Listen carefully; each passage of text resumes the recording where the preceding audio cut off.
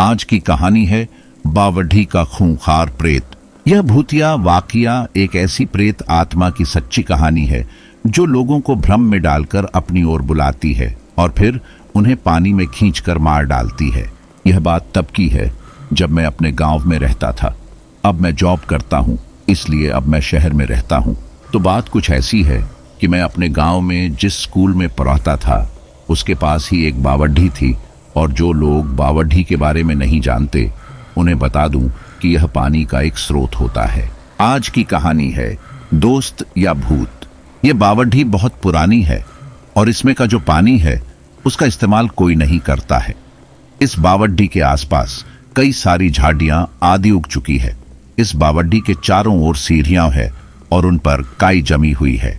इस बावढ़ी के आसपास कोई नहीं जाता और जाना तो दूर कोई इस बावढ़ी वाले रास्ते का इस्तेमाल भी नहीं करता है। ऐसा भी नहीं है कि कोई बिल्कुल भी इस्तेमाल नहीं करता।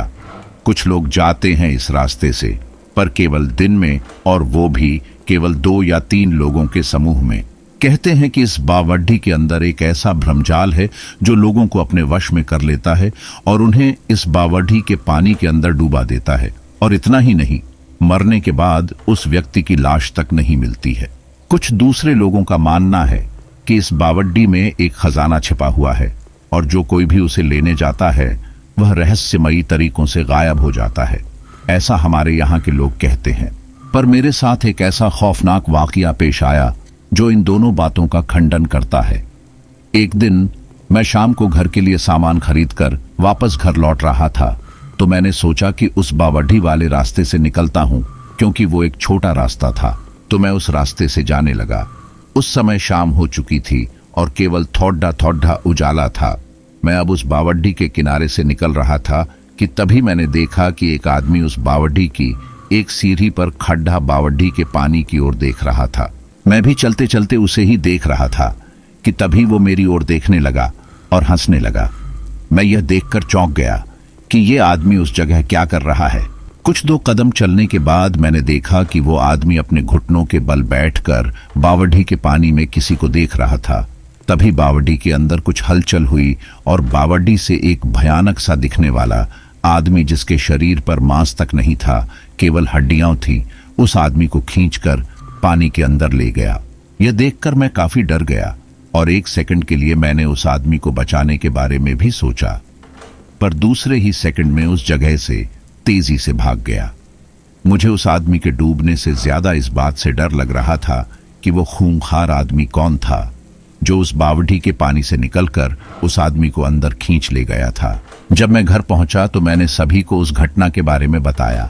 उन्होंने सबसे पहले तो मुझे खूब डांटा और कहा कि किसने तुझे उस रास्ते से आने को कहा था।